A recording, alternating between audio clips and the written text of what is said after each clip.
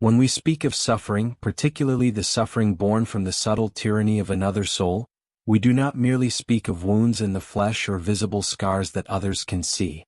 We speak instead of wounds in the unseen, the trembling fractures of the psyche, the invisible places where the spirit has been pierced, drained, manipulated, and deceived. Narcissistic abuse is not simply cruelty enacted in the open. It is often enacted in silence, in shadows, in whispers that burrow beneath the conscious mind and seat themselves in the unconscious. And the one who suffers most deeply from this is often the empath, the soul whose essence is built upon openness, receptivity, and a profound instinct to merge with the emotional undercurrents of others.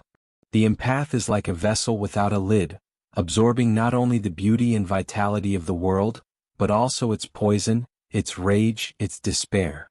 When such a one encounters a narcissist, the archetype of devouring hunger and hollow self-idolatry, the meeting is not accidental. It is an archetypal dance, a ritual in which one is consumed and the other is fed. Yet paradoxically, this encounter is also a path.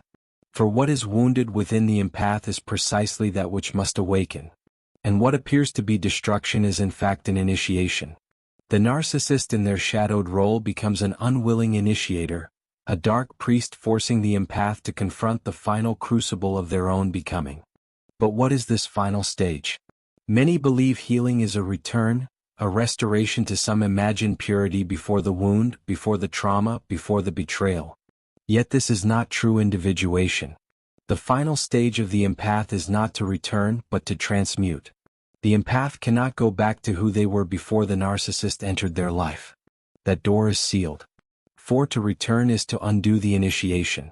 Instead, the empath must move forward into a state that transcends both victim and savior, into a new form of selfhood where they no longer exist as a receptacle of others' projections nor as a martyr to their own longing to heal what cannot be healed. The final stage is the integration of shadow, the acceptance of the archetype of the wounded healer, and the awakening of the self beyond the illusions of both pain and idealized love. Imagine, if you will, the dream of an empath who has endured long years under the gaze of a narcissist. In the dream, they walk through a forest at night carrying a lantern that glows faintly. Shadows press in from all sides. Suddenly they see before them a figure, beautiful, radiant, magnetic. The figure smiles, takes their hand, and whispers promises of light and warmth. Entranced, the empath follows deeper into the forest, only to find the figure fading, disappearing into the dark, leaving them alone with a lantern extinguished. Here is the essential experience of narcissistic abuse. The illusion of light that vanishes, the betrayal of trust, the sudden plunge into darkness. Yet the dream does not end there. For in the silence, the empath looks down and realizes that their hands are glowing faintly, their skin itself emitting the light they sought from another. This is the final stage, the moment of realization that the light was never in the narcissist, nor in the projections of their false promises. The light was always within. The empath, so long trained to reflect, to mirror, to absorb, must finally become the source. The narcissist becomes the crucible, the shadow teacher, forcing the empath to discover that their energy need not be harvested from another but emanates from the self, from the archetype of wholeness buried in the depths of the psyche. This stage, however, is not reached easily.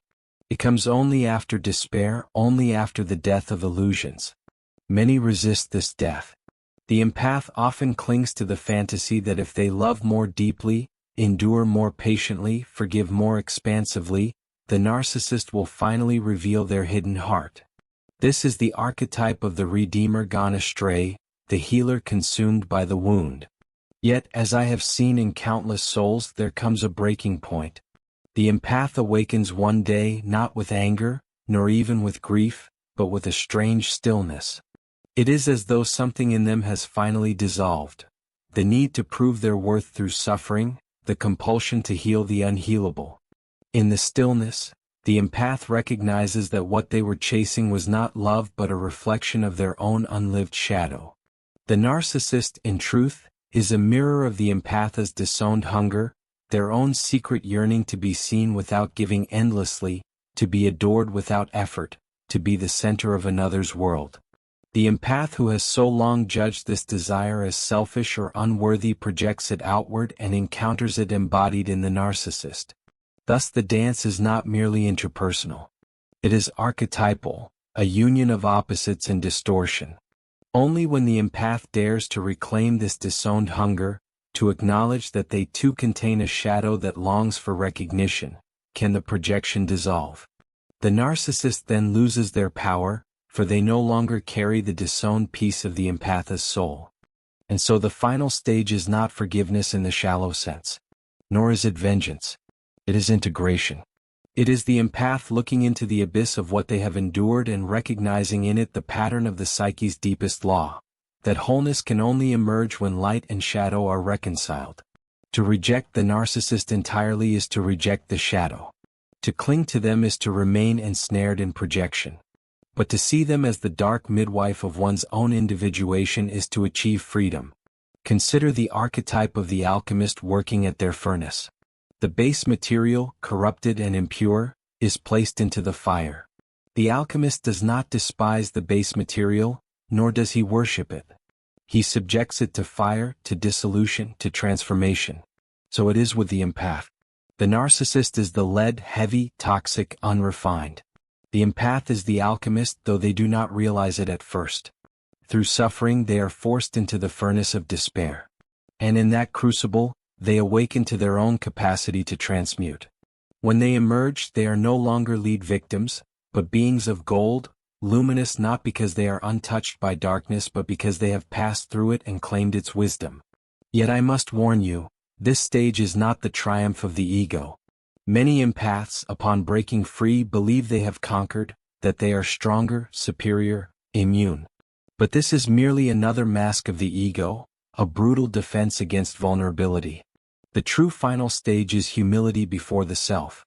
It is the recognition that one's survival, one's awakening, was not the work of egoic will, but the unfolding of the self, the archetype of totality that guides each soul toward individuation.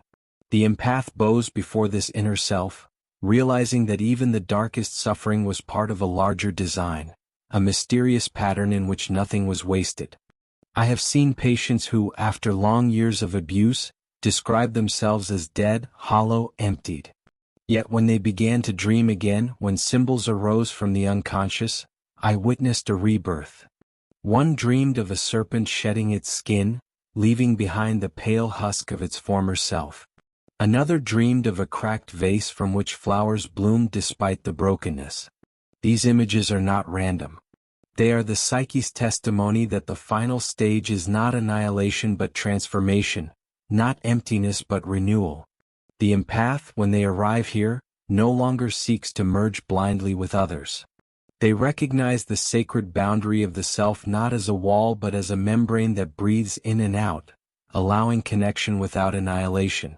They become healers not by compulsively absorbing pain but by radiating presence. They laugh without desperation, forgive without erasing themselves, give without self-destruction. The narcissist no longer defines them. The shadow no longer frightens them. They have become whole. And in that wholeness they are finally free. This is the mystery. The empath's final stage is not weakness overcome, nor power seized but self-realized. It is a return to the archetypal center where the opposites reconcile, where the wound becomes the source of wisdom, and where the soul discovers that even the darkest initiations serve the light of individuation.